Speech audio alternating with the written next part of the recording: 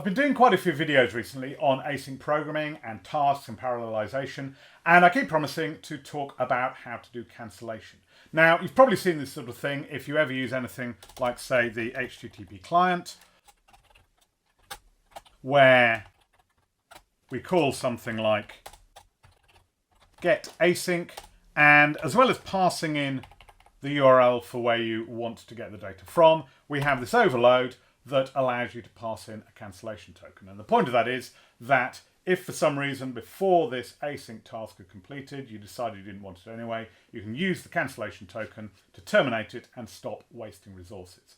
Now, there's a couple of scenarios where you may want to do this. One is the straightforward one where you just decide you've been waiting too long, you get bored, and so you want to cancel. But another one is where maybe you decide that there are several web services from which you could get the same data, and so you request from all of them, and then you just use the data that comes back quickest from whichever one is first, and you want to cancel the other ones to stop wasting time.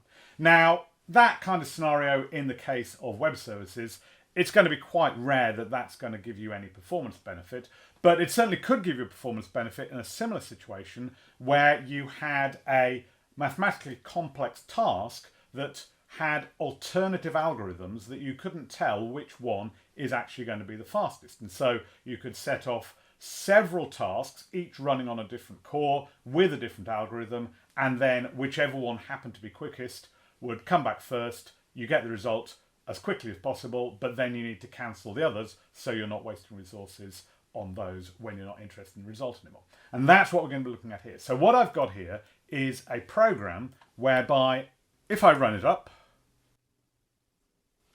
and just drag that over, then it asks me for a lower bound. So let's put in a lower bound of, say, 1 million, and an upper bound. So let's go for 10 million. And then when I run that, it's going to count how many prime numbers there are in the range 1 million through to 10 million.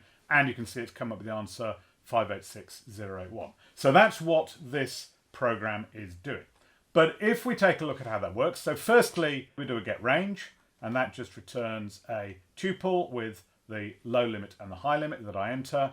And then I am going to run this function called prime count.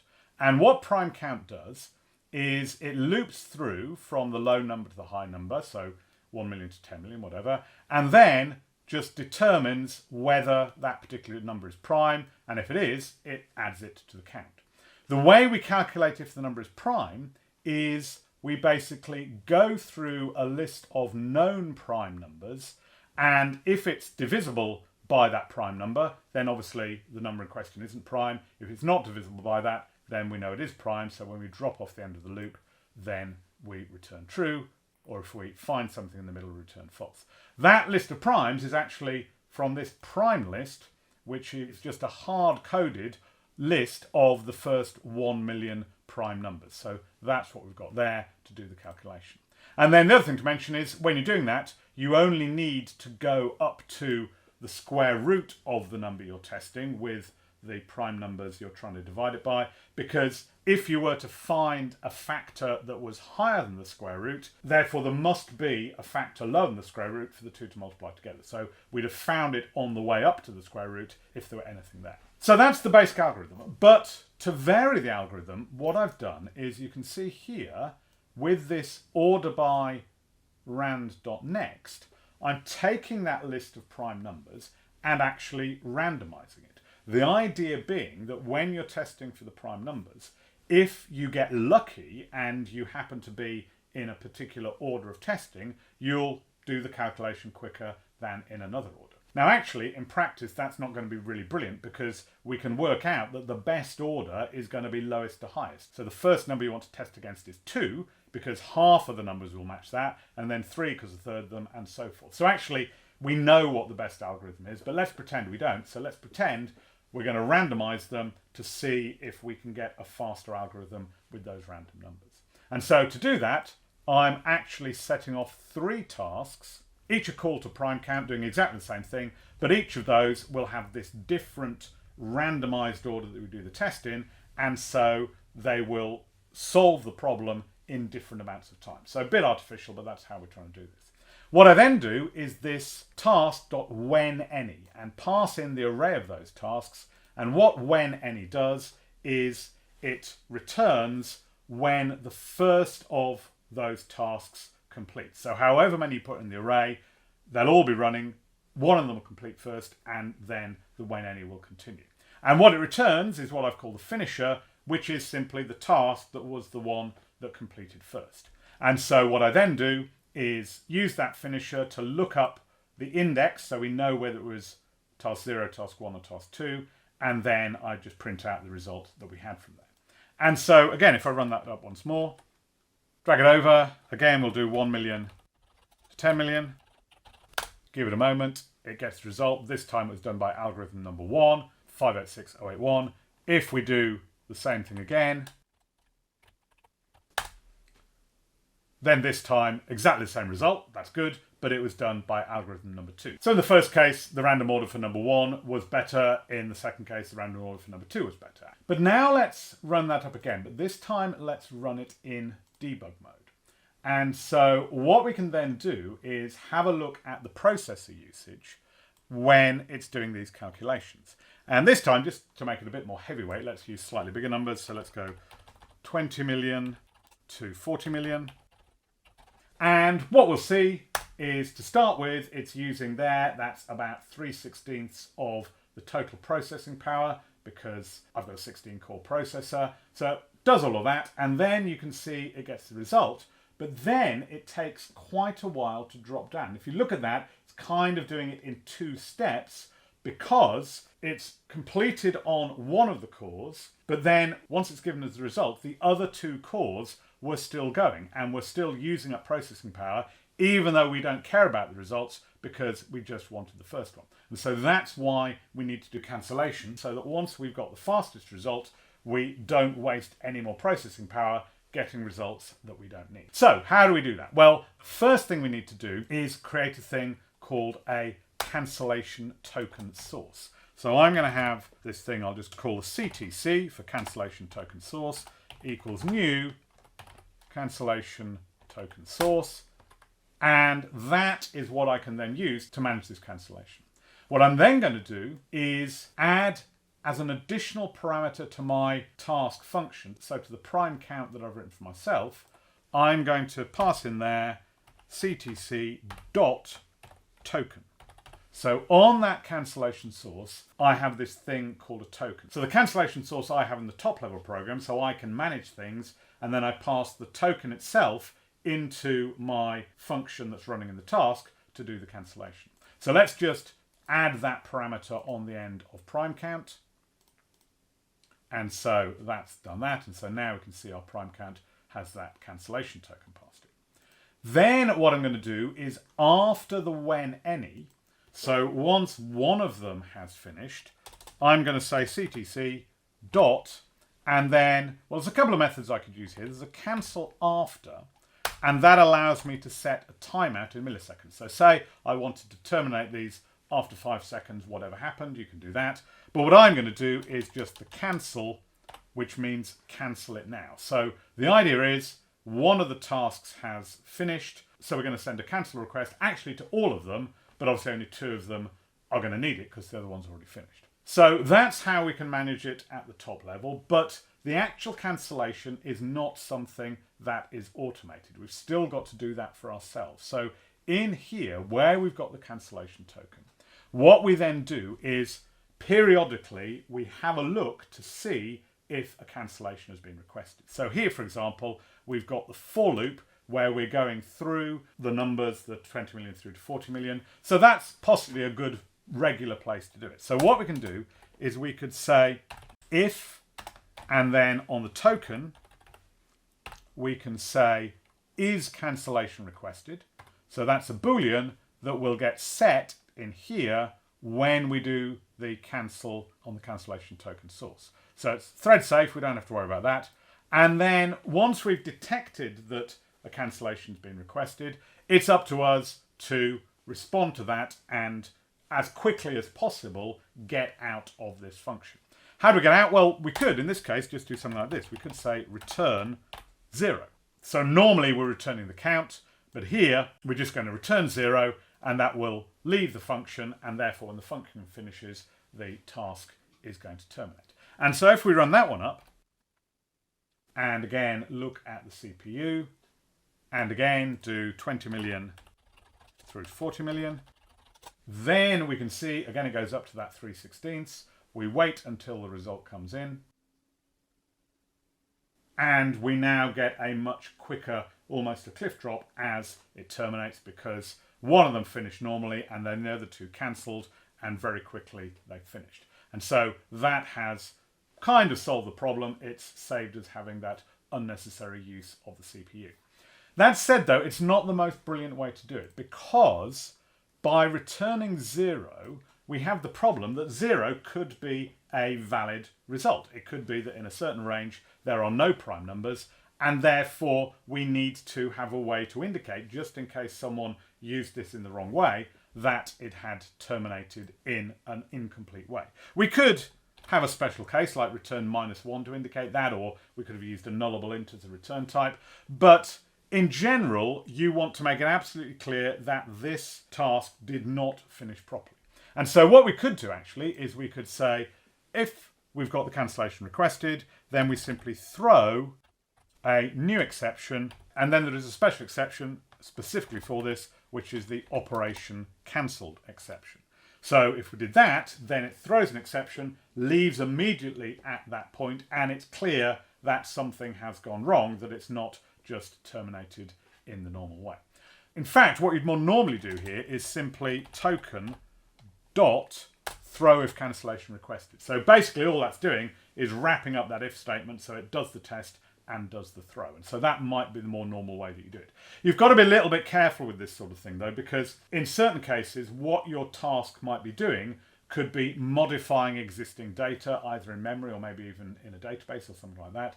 And so you've got to think about it in a slightly more transactional way, in the sense that if you just terminated at this point, you might have written half of your data but not the other half, and you'd be leaving your data in an inconsistent state. So when you get the cancellation requested, depending on circumstances, you might have to do some additional work to roll back to where you started or move forward to an appropriate place before you then throw the operation cancelled exception. So you sometimes need to be a bit careful, but in this case we're not storing any data or anything like that, so we can just do our throw straight off, and that should work in the same sort of way. So if we run that up and then do the same sort of thing, then in this case it shouldn't make too much difference because we weren't looking at those results, but it will be a more reliable way to signal the error. That said, we do hit a slight problem, because there we can see that in Visual Studio it breaks when the exception is thrown. So we hit that for one of them being cancelled, we hit it a second time for the other one being cancelled, obviously not a third time because that was the one that completed normally. And although it's normally useful if Visual Studio will break for that, actually here it's a bit irritating. So if we just run that again, then a thing we can do in here is, you can see it's got checked, break when this exception type is user unhandled. So it was breaking in Visual Studio because I hadn't got an exception handler for that. So what you can do is uncheck that. It's a bit borderline whether that's a good idea, because now these things are going to happen invisibly, but in this case I think it makes sense. So we can clear that one, and then that now means that it just comes back straight away. So if we do it again, let's do a slightly quicker one, then we don't break in Visual Studio, we come back with the result. And the thing to notice there is that those two exceptions from the two threads we were cancelling just disappeared. They weren't handled, but they didn't cause program termination. So usually an unhandled exception will cause program termination, didn't in this circumstance. And that's a particular special case because of what we have here with the when any. So when we have a when any, it's only going to report the results from the first task to finish. And indeed, that would also be the case when the first task throws an exception. So if I were to put an exception in here that just threw immediately, so we'll have a throw, new, and then just a regular exception, put in a message. So that's going to get thrown pretty much immediately on all three of the tasks. You can see here I've got exception handling in there already. And what we'll see is now, if we run that, And it doesn't matter much about the numbers in this case. But you can see we only get the one of those being caught, that first exception, because the other ones just disappear. Only one of them comes out of the when any. So that's what was happening there. And so that's normally the neat way of doing it. We just have that exception being thrown through that throw of cancellation requested. The first one has already terminated normally. That's why we did the cancellation, and the other two just disappear. Something else you might want to consider when you're doing this sort of thing is how frequently you do the test for this cancellation. So here we've actually got a nested loop. So here we've got our for loop going through the range 20 million to 40 million or whatever it is. And then inside the is prime, we also have an inner loop that goes through for the individual prime numbers we're checking. And what can happen here is if a cancellation request is made, while you're in the middle of this for each loop, that one would have to complete before we came back out here and did the test. So you might decide it would be better to put that code actually in here so that it's going to get checked on absolutely every iteration, which would give you a quicker response to the cancellation request, but could potentially slow down your algorithm because there is going to be the slight overhead of doing the test in there on every iteration. So you've got to do some benchmarking, work out what's going on. But I certainly don't think we had any unreasonable delay in this case for putting it just in the outer for loop there. Another thing to bear in mind is if inside your algorithm you call something else that's also expecting a cancellation token, then regardless of what you're doing in terms of your own logic, it's a good idea to pass it down. So if for some reason in here we once again had an HTTP client that we were going to make an asynchronous request using, then again, as well as the URI, we should just pass down that token and allow it to deal with it however it wants to. So we don't know what's going on necessarily, but if you've got a token coming in and you've got something that requires a token, just pass it along and it may help performance at some future date. Something else we can do actually is we can have a look at what's actually happening in those tasks. So down the bottom here, I've got this function called report tasks that just takes the array of tasks and prints out the values of those flags that we looked at in the earlier video. Is completed successfully, is cancelled, is faulted. And if we just put that in, so what we're going to do is put it in here before we've done the when any. So we'll put our report tasks in there, take the tasks. And then we'll do it after the when any is returned, and then we'll do it after the cancel. And if we run that, and let's put in a slightly smaller range, so let's just go from 10 million to 20 million. And it starts printing out. Let's just let it complete all of that. Okay, and so what we can see is that before we actually did the when any, all of them is completed false, fair enough. Then after the when any, we can see that it was task number 1 that is completed true, but also we can see that neither of the others has completed. And then after we've done the cancel, then we can actually see that task 2 has got the is faulted because it threw the exception, and task 0 has not. And the reason for that is we haven't really given them time to throw the exception, because when we did the cancel at that point, it's still only actually going to throw the exception when that function hits this bit of code. And so there's still a slight timing issue. So what we can do to get around that is we could in here do an await, and then this time we're going to do a task.when all. So when any returns when any of them is completed, but when all is only going to return when all of them have completed. And so that will give them an opportunity to all have finished off, and so we can look at what we have reported there. And what we're going to have to do there, however, is put in an extra try catch block, because although when any will only give you an exception on the first one, when all will give you an exception on all of them, as you'd expect. And so we need to put that in there and just do a console write of ex.message. And so now what we should see, if we run that one up, and again put in our 10 million and 20 million, and again we see the same sort of thing in terms of the results.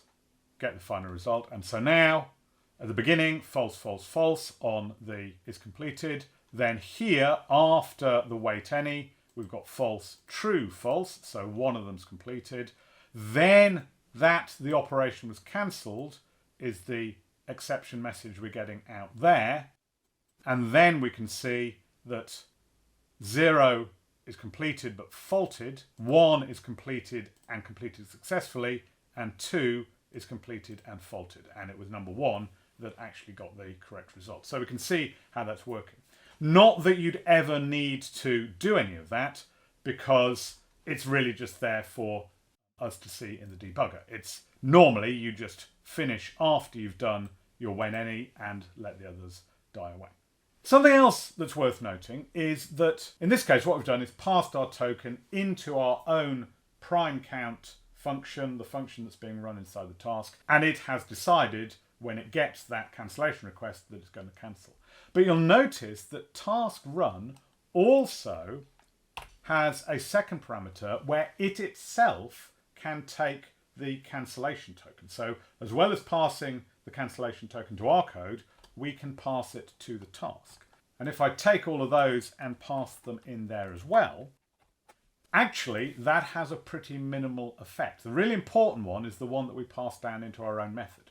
This one that we pass into the task is only going to have an effect if the token is cancelled before the tasks have even run. So it's just a little safety check to save you something that the task won't even start up if it's already been cancelled. But once those prime counts are running, the task will not preemptively terminate. It waits until our code has decided that it's going to terminate. It doesn't just dive in and break things, because that would be very dangerous, as I say, in terms of things like if our code needed to roll back or something like that. But if we were to do that, and if I were to just do that cancel earlier on and run that, and again now it doesn't matter much what numbers we put in, but what we can now see is that immediately all of our tasks are cancelled.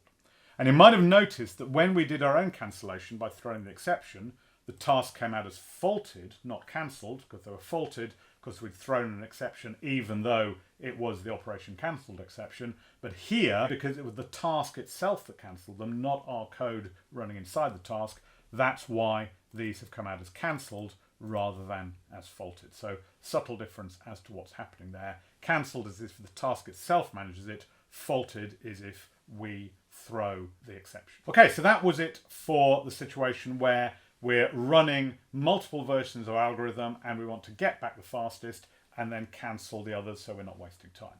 The other scenario I talked about was if we just get bored and we want to cancel. And that's not something that's easy to show in a console application. So let's switch to this GUI application written in WPF, doing basically the same thing. So if I run this one up, then we can see here that we can put in the numbers. They're predefined in the text boxes. We've got a calculate button. And so if I do calculate, we can see the same sort of thing. It's running along at 3/16 and then it finishes. And we can see I've already got the cancellation in there. So it drops off nice and neatly. So we can see what we've got in there is on the calculate button click. It does really exactly the same thing. Gets the high and low from the text boxes, but then runs the 3 tasks, does a when any, does a cancel when we're finished, and then displays the results just out to the screen. But what I've also got, you saw on there, was that cancel button, which at the moment is just disabled. So let's actually make that work. And the first thing we need to do is make sure that it's enabled. So once we start the calculation, it becomes enabled. And then you'll notice down here I've got a finally block, and that's where we disable it again. So whether the calculation's worked or something's gone wrong, we're going to disable at the end because you can only cancel while the calculation is going on. And then I've got the actual event handler. So there's our cancel click event handler, not doing anything at the moment.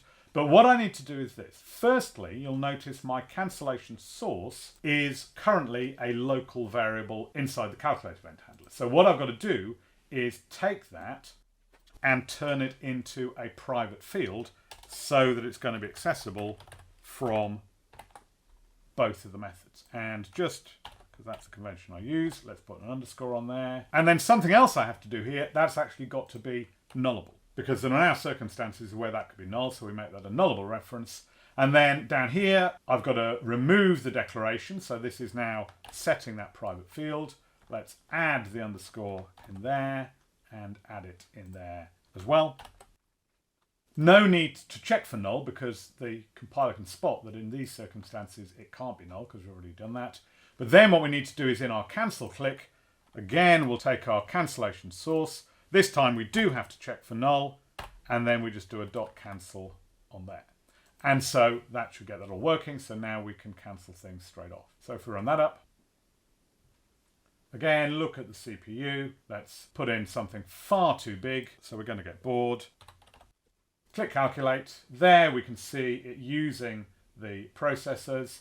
But if I then do cancel, the processor drops down immediately to 0 and we get the exception from doing the cancellation. So remember, in this case, because we were cancelling all of them, then the first of those cancellations to hit will get propagated out of the when any, and so we're jumping to that exception handler there.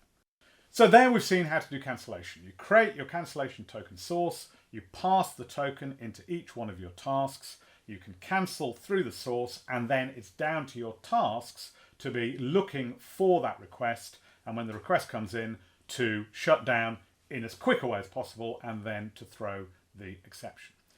Something else you quite often want to do with cancellation is also do progress tracking. So particularly in something like the WPF application, if you were to click the cancel button when that job was 90% of the way through, that would be rather irritating. So we're going to see in the next video how you can report progress from each of these tasks, and so you can keep track of where you are. So if you want to see that, do subscribe, do click like, and I'll see you next time.